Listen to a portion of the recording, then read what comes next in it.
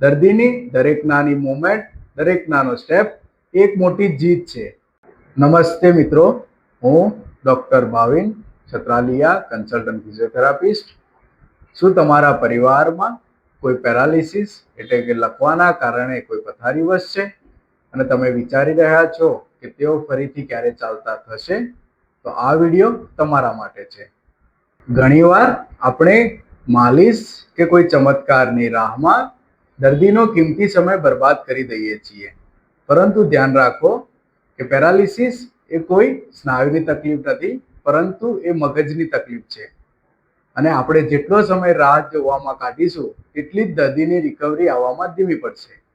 તો ફિઝિયોથેરાપીમાં અમે દર્દીને ચાલવામાં મદદરૂપ થઈએ છીએ. તેના જે સ્નાયુઓ કામ કરતા બંધ થઈ ગયા છે એને ફરીથી રિએક્ટિવ કરીએ છીએ, એનું બેલેન્સ ઇમ્પ્રૂવ કરીએ છીએ, એના મસલ્સ જે વર્કિંગ નથી કરી રહ્યા એને રિએક્ટિવ કરીએ છીએ.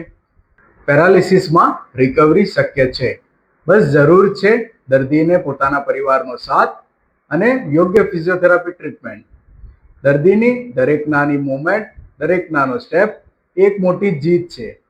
તો આજે જ તમારા નજીકમાં કોઈ સ્નેહી અથવા તો તમારા પરિવારમાં કોઈ પેરાલિસિસનો દર્દી હોય તો મારો સંપર્ક કરાવો અને સારામાં સારી ફિઝિયોથેરાપી સ્ટાર્ટ કરાવો.